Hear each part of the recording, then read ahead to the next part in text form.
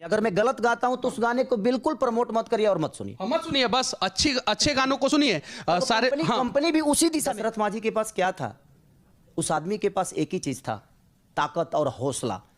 पहाड़ को भी रास्ता छोड़कर खड़ा होना पड़ा कि जा तू जीत गया, मैं हार गया। जब भी छठ हो, दीपावली हो और होली हो, तो प्लीज आप अपने घर पे आइए। बड़े भाई के नाते आपने जो मुझे बोला है दुनिया के सामने, और आप ऐसे भी बोल सकते थे, आपका नंबर मेरे पास भी है, मेरा नंबर आपके पास भी है, कि हम एक दूसरे से बात भी करते हैं। किसी भी कलाकार को देखने के लिए लोग टावर पे नहीं चढ़ते हैं, आपको देखने के लिए टावर पे चढ़ जाते हैं, वो भी बिहार में नहीं, झारखंड में। माँ जो नमस्कार दोस्तों, बिहार के दो लाल, एक है खेसारी लाल यादव और एक है मनीष कश्यप, सन ऑफ बिहार। दोस्तों वहीं पर खेसारी लाल यादव बिहार के लोगों को एंटरटेन करके बिहार के लोगों के दिलों में राज करते हैं, वहीं पर मनीष कश्यप बिहार के सिस्टम से लड़कर और बिहार के गरीबों को उनका हक दिलाकर बिहार के लोगों के दिलों में राज करते हैं। दोस्तों बिहार के दोनों लाल खेसारी लाल यादव और मनीष कश्यप दोनों मिले पटना में, क्योंकि खेसारी लाल यादव का एक सॉन्ग आ रहा है तबला, जिसके प्रमोशन के लिए वो पटना आए हुए थे। और दोस्तों जब मनीष कश्यप ने खेसारी लाल यादव से एक सवाल किया कि भोजपुरी इंडस्ट्री में इतना ज्यादा अश्लीलता क्यों हो रही है, तो खेसारी लाल यादव ने क्या कहा आप खुद ही सुन लीजिए। अगर मैं गलत गाता हूं तो उस गाने को बिल्कुल प्रमोट मत करिए और मत दोस्तों मनीष कश्यप और खेसारी लाल यादव बिहार के लाल यूं ही नहीं बने,